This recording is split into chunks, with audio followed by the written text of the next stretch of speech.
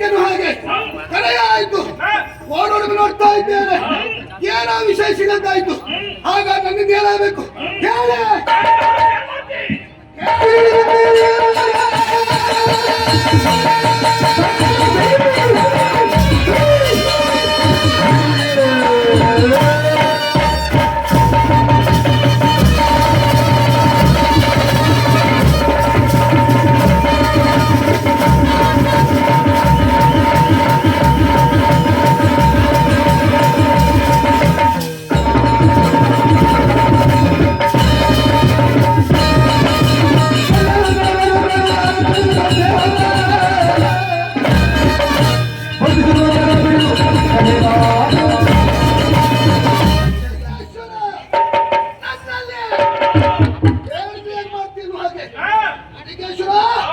ಚಿಂತಾಲ ಬೆರಗಿತ್ತಾಗೆ ಈ ಕಲ್ಕುಡಾಕ್ಯ ಮನಸ್ಸು ಮಾಡಿದೆ ಅಂತ ಆದ್ರೆ ಯಾರು ಮಾಡ್ತೇನೆ, ಮಾಡುವಷ್ಟು ಯೋಗ್ಯತೆ ಉಂಟು.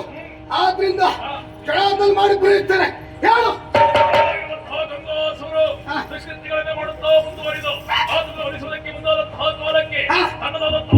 ಶಕ್ತಿಯಿಂದ ವಿಶೇಷವಾದಂತಹ ಕಲ್ಲಿನ ಕೋಟೆ ನಿರ್ಮಿಸಿ ಇದ್ದಾರೆ.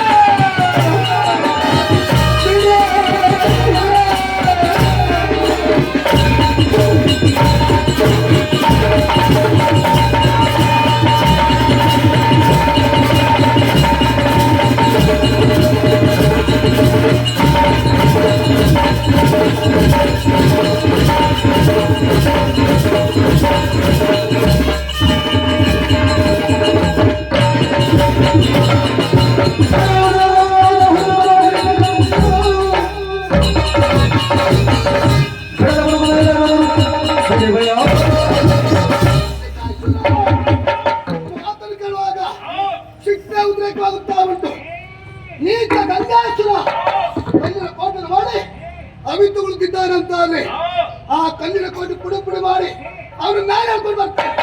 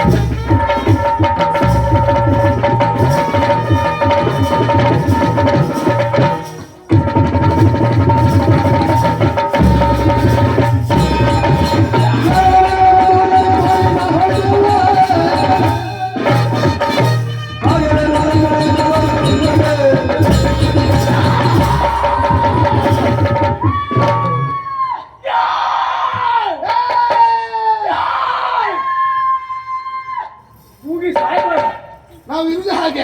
ನಮ್ಮ ಜಾತಿಯವರೇ ಕೂಗಲಿಕ್ಕೆ ಹೆಚ್ಚಿನವರಂತ ಭಾವಿಸಿದ್ರೆ ಜಾತಿನವಲ್ಲ, ನೀವು ಕರ್ಕಶ ಸ್ವರ.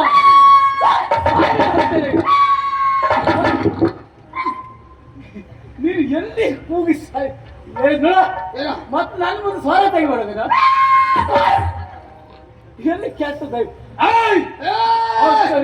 ಯಾಕೆ ಪರಮಾಶ್ಚರ್ಯ, ಯಾರ ಕಣ್ಣಿಗೂ ಗೋಚರಿಸದ ಹಾಗೆ ಕಲ್ಲಿನ ಕೋಟೆಯನ್ನೇ ರಚಿಸಿ ಯುದ್ಧವನ್ನು ಮುಂದುವರಿಸಬೇಕು. ಹೌದು ಎಂಬ ಯೋಚನೆಯಲ್ಲಿ ನಾವಿರುವಾಗ ಯುದ್ಧಕ್ಕಿದ್ದ ಹಾಗೆ ಬ್ರಹ್ಮಾಂಡ ಬಾಂಡವೇ ಬಿರಿಯಿತು, ಹಾ ಭೂಮಿಯ ಕಪ್ಪಿಸಿತ ಎಂಬ ಹಾಗೆ ಹೌದಾ ಎಲ್ಲಿ ನೋಡಿದ್ರಲ್ಲಿ, ಹಾ ಎಲ್ಲಿ ಕೇಳಿದ್ರಲ್ಲಿ ಹಾ ಬೆಂಕಿಯ ಉಂಡೆಯನ್ನೇ ಕಾರುತ್ತಾ ಮುಗಿ ಸಾಯ್ಬೇಡ.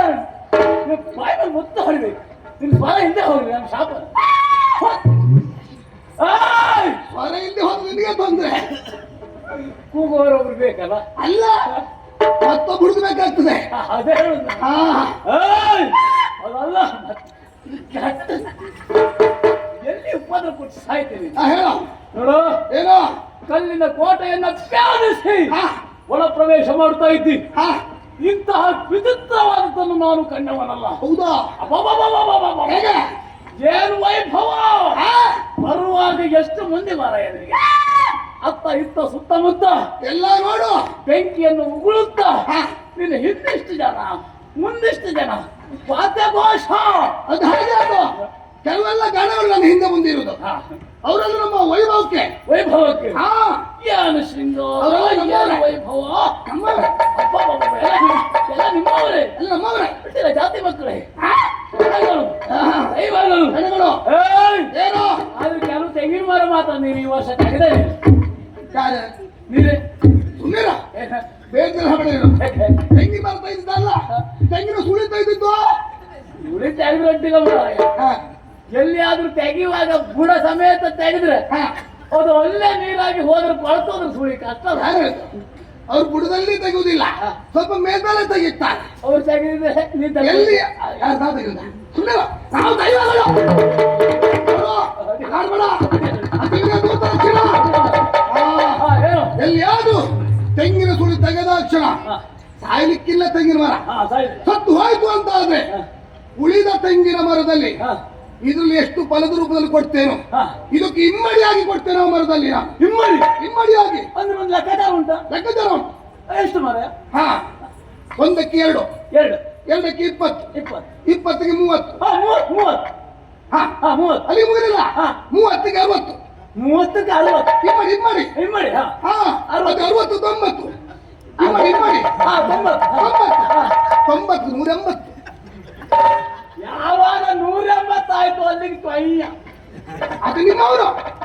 ಇಲ್ಲಿ ಹೆಂಡ ಕಂಠ ಬಿಟ್ಟು ಮತ್ತೆ ಯಾರು ಇಲ್ಲ ನಮಗೆ. ನಾನು ಹೇಳಿದ ಯಾರು ಫಲದ ರೂಪದಲ್ಲಿ ಕೊಡ್ತೇನೆ ಭಕ್ತರಿಗೆ.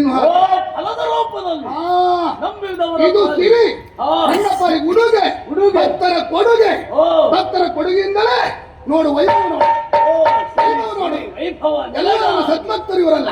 ಏ ದೈವವೇ, ಏನೋ ಹಾಗಲಿ ಹಾ ನಿನ್ನ ವೈಭವಕ್ಕೆ ಮೆಚ್ಚಲೇಬೇಕು. ಹಾ. ಆದ್ರೆ ಹಾ. ಅಗತ್ಯವಾಗಿ ನೀನು ನನಗೆ ಬೇಕು. ಯಾಕೆ ಏಯ್! ಏನ್ ಹೇಳ? ವಾತಾವರಣ ಕೆಟ್ಟೋಗಿದೆ ಪುಣ್ಯಾತ್ಮ. ಅದು ಇನ್ನಂತರ ನಮ್ಮ ಸರಿಯಲು ಸಾಧ್ಯ ಉಂಟೆ? ಮೈನವರಿಗೆ ಹದ ಚಳಿ ಇತ್ತು, ಇವತ್ತಿಂದ ಸೆಕೆ ತಡ್ಕೊಳ್ಳಿಕ್ಕೆ ಆಗುದಿಲ್ಲ. ನೀವು ಗುರಿ ಹಾ ಉರಿ ನಿನ್ಗೆ ಯಾವ ಸೆಕೆ ಯಾವ ಸೆಕೆ ನನಗೆ ಗೊತ್ತುಂಟು. ಅದು ಮಾತ್ರ ಹೇಳಬೇಡ ಈ ವರ್ಷ ನೀನು. ನಿನಗೆ ಹೋದಲ್ಲಿ 1.5 ಮತ್ತೊಂದು 500, 2 ಮತ್ತೊಂದು 100. ನಾವಾಗಿ ಕೇಳುವುದಿಲ್ಲ, ನಾವಾಗಿ ಕೇಳುವುದಿಲ್ಲ. ಭಕ್ತರ ಕೊಡುಗೆ ನಾವು ಕೇಳಿದವ್ರು ಕೊಡ್ತಾರೆ. ಯಾಕೆ? ದೇವ್ರ ಸೇವೆ, ಅಮ್ಮನ ಸೇವೆ. ಮೊನ್ನೆ ಅಷ್ಟು ಕೊಟ್ಟರು, ಇವತ್ತೆಷ್ಟು ಕೊಟ್ಟರು ಗೊತ್ತಿಲ್ಲ. ನಾವು ಇಂತಿಷ್ಟು ಅಂತ ಹೇಳುದಿಲ್ಲ, ಹೇಳುದು. ಅವ್ರು ಎಷ್ಟು ಕೊಟ್ಟರು ಕೊಡ್ಬೋದು. ಹಾಗೆ ಹಾ ಏಯ್! 2, 1.5, 3.5, 4 ಕೊಟ್ಟವ್ರು ಇದ್ದಾರೆ. ಆದ್ರಿಂದ ಸೆಕೆ ಯಾರಿಗ?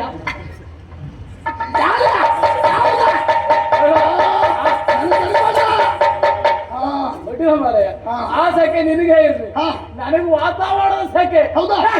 ಅಗತ್ಯವಾಗಿ ನೀನು ಬರ್ಬೇಕು. ಬಂತು ಗಂಗನಾಡಿನ ದೊರೆಯಾದ ನಾನು ಹಾ ಸಿಂಹಾಸನದ ಮೇಲೆ ಕುಳಿತ ಸಂದರ್ಭದಲ್ಲಿ ನಿನಗೊಂದು ಅಗತ್ಯ ಕೆಲಸ. ಏನು? ಸಂಬಳ ಎಲ್ಲ ಮತ್ತೆ ಮಾತಾಡುವ. ಹಾ. ವರ್ಷಕ್ಕೆ ಎಷ್ಟು 6 ತಿಂಗಳು ಮಾತ್ರ ಕೆಲಸ. ಮಳೆಗಾಲದಲ್ಲಿ ಕೆಲಸ ಇಲ್ಲ ನಿಮ್ಗೆ. ಬೇಡ, ದಿನ ಸಂಬಳ ಮಾತಾಡುವ. ಅದೇ ಸಂಬಳ ಹಾ. ಅದು ಹೊಟ್ಟಿಲ್ಲ. ಹಾ. ನಾನು ಸಿಂಹಾಸನದ ಮೇಲೆ ಕಾಲ್ ಹಾಕೊಂಡು ಕೂತ್ಕೊಳ್ಳು. ಯಾವ್ದ್ರ ಮೇಲೆ? ನಿನ್ ತಾಯಿ ಮೇಲೆ. ಹಾಗಾಗಿ ಸರಿಯಾಗಿ ಹೇಳ. ಹಾ. ಕಾಲ್ ಮೇಲೆ ಕಾಲು. ಕಾಲ್ ಮೇಲೆ ಕಾಲು ಹಾಕಿ ಕುಳಿತ ಸಂದರ್ಭದಲ್ಲಿ ಹಾ. ನೀನು ಸವೇಗವನ್ನು ಮತ್ತೇನು ಮಾಡುದು ಬೇಡ. ಹಾ. ನನ್ನ ಮುಂದೆ ಗರ ಗರ ಗರ ಗರ ಗರ ಗರ ಗರ ತಿರುಗು. ತಿರ್ಬೇಕು. ಆಗ ಒಳ್ಳೆ ತಂಪಾದ ವಾತಾವರಣ. ಹೌದಾ? ನೀನು ಗಾಳಿಗೆ ಹಾಕು. ಹೌದು. ನಿನ್ನ ಗಾಳಿ ನಿಲ್ಲಿಸುವುದಕ್ಕಾಗಿ ಬಂದವ ನಾನು. ಏಯ್! ಹಾ. ಕಲ್ಲಿನ ಕೋಟೆಯನ್ನು ಧ್ವಂಸ ಮಾಡಿ ಬಂದೆಯಲ್ಲ. ಯಾರು ನೀನು?